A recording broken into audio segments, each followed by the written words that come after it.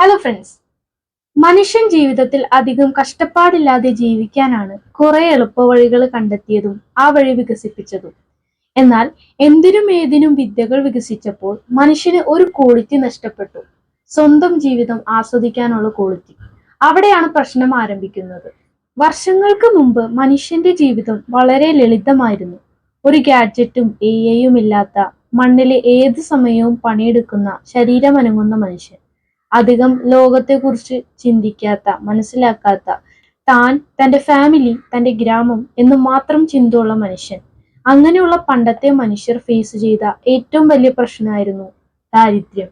എന്നാൽ ഇപ്പോഴത്തെ ഒട്ടുമിക്ക മനുഷ്യരും ഇതിൽ നിന്ന് മുക്തമായതോടെ അവർക്ക് ജീവിതത്തിൽ വേറെ കുറെ പ്രശ്നങ്ങൾ വരാൻ തുടങ്ങി. അങ്ങനെ ഓരോ പ്രശ്നങ്ങൾക്കും വിവിധ പരിഹാരങ്ങളും മനുഷ്യൻ കണ്ടെത്തി. ഒരു പ്രശ്നത്തിനൊഴികെ, മനസ്സെന്ന പ്രശ്നത്തിനൊഴികെ. മനസ്സിൽ ഇങ്ങനെ കുറെ ആവശ്യമില്ലാത്ത നെഗറ്റീവ് ചിന്തകളും സ്ട്രെസ്സും ഓവർ തിങ്കിങ്ങും ഡിപ്രഷനും എല്ലാം വരാൻ കാരണം ഇതാണ്. അപ്പോൾ മനസ്സിനെ റെഡിയാക്കണം എന്നുണ്ടെങ്കിൽ നിങ്ങൾ നിങ്ങളുടെ മനസ്സിനെ മിത്രമായി കാണാൻ ശ്രമിക്കണം.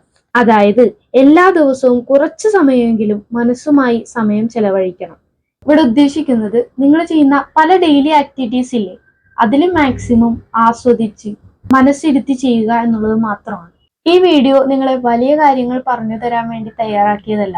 വളരെ സിമ്പിളായിട്ട് എങ്ങനെ നിങ്ങളുടെ മനസ്സിനെ മിത്രമാക്കി മാറ്റി ജീവിതത്തിൽ സന്തോഷം അനുഭവിക്കാൻ സാധിക്കും എന്ന് പരീക്ഷിച്ചു നോക്കാനുള്ള ഒരു പ്രചോദനമാണ് ഈ വീഡിയോ. അപ്പൊ നമുക്ക് വീഡിയോയിലോട്ട് കിടക്കാം.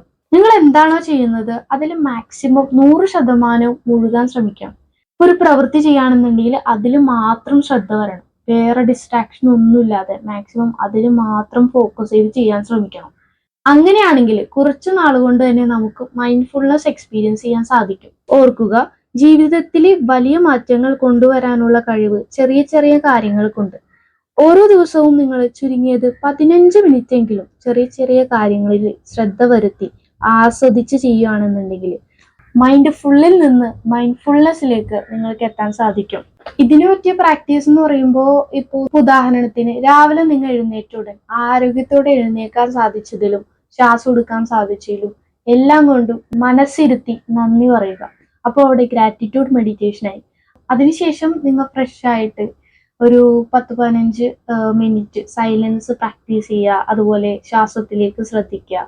അഫർമേഷനൊക്കെ പറയുക. നല്ല പോസിറ്റീവ് അഫർമേഷനൊക്കെ പറയുമ്പോഴത്തേക്കും നമുക്ക് അന്നത്തെ ദിവസം ഒരു പോസിറ്റീവ് വൈബ് ലഭിക്കുന്നതായിട്ട് നമുക്ക് ഫീൽ ചെയ്യും.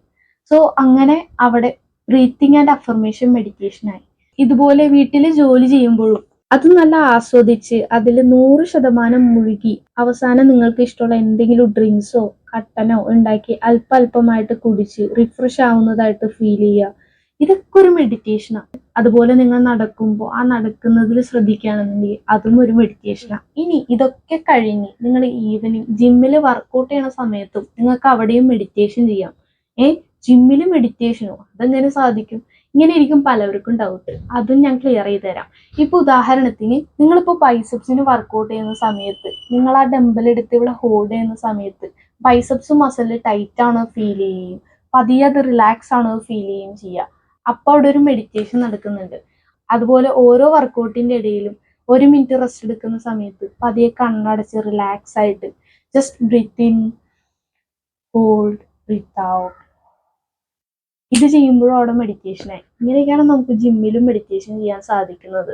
ഇനി നിങ്ങൾ ജിമ്മിലൊന്നും പോകണില്ല, ജസ്റ്റ് നടക്കുകയും ഓടുകയൊക്കെ ചെയ്യുന്ന ഒരാളാണെന്നുണ്ടെങ്കിൽ നിങ്ങൾക്ക് ഓടി കഴിയുമ്പോൾ ഒരു സ്ഥലത്ത് സൈലന്റ് ആയിട്ട് റിലാക്സ് ആയിട്ട് ഇരുന്നതിന് ശേഷം നിങ്ങളുടെ ഹേർട്ട് ബീറ്റിൽ ജസ്റ്റ് ഒന്ന് ശ്രദ്ധിക്കുകയാണെന്നുണ്ടെങ്കിൽ, വേണമെങ്കിൽ കൈയും ജസ്റ്റ് ഹേർട്ട് ബീറ്റിൽ ഇങ്ങനെ ടച്ച് ആവുന്ന പോലെ ഫീൽ ചെയ്തിട്ട് ആ ഹേർട്ട് ബീറ്റിന്റെ സൗണ്ട് ജസ്റ്റ് ആ ഒരു ഇടിപ്പ് ബീറ്റ് ജസ്റ്റ് ഒന്ന് റിലാക്സ് ആയിട്ട് അതിലൊന്ന് ശ്രദ്ധിക്കുക. അതും ഒരു മെഡിറ്റേഷനാണ്.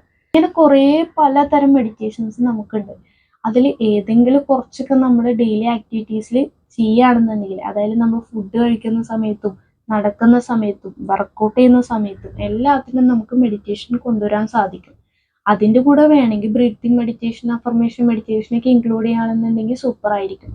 ഇതിൽ ഞാൻ പറഞ്ഞ മിക്ക കാര്യങ്ങളും നിങ്ങൾ ഓൾറെഡി ചെയ്യുന്ന കാര്യമായിരിക്കും. പക്ഷെ ഇതുവരെയും ഇത്രം ആസ്വദിച്ച അല്ലെങ്കിൽ 100% മുഴുകി ചെയ്തിട്ടുണ്ടാവില്ല. അപ്പൊ ഇന്ന് മുതൽ ഒന്ന് ട്രൈ ചെയ്ത് നോക്ക്, നല്ലൊരു റിസൾട്ട് കിട്ടും ഉറപ്പാണ്. ഞാൻ എക്സ്പീരിയൻസ് ചെയ്തുകൊണ്ടിരിക്കുന്നത് കൊണ്ടാണ് പറയുന്നത്. അപ്പൊ എനിവേ, ഇന്നത്തെ വീഡിയോ ഇത്രേ ഉള്ളൂ. കുറച്ച് എഫക്റ്റീവ് മെഡിറ്റേഷൻസ് ആയിട്ട് അടുത്ത വീഡിയോയിൽ വരാം. Bye bye. Thank you.